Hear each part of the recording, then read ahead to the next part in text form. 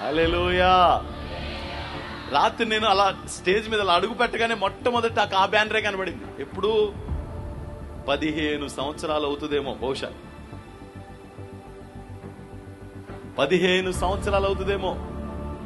15 సంవత్సరాల క్రితం నేను వేయించిన బ్యానర్ ని ప్రభు అలాగా చూపిస్తా ఉన్నాడు. మళ్ళా నేను అడుగుతాను కదా, ప్రభు వచ్చే ప్రజలతో ఏదో మాట్లాడమని.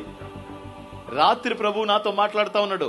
ఇశ్రాయేలీ దేవునితో నీవు చేసుకొనిన మనవి ఆయన నీకు దయచేయును గాక.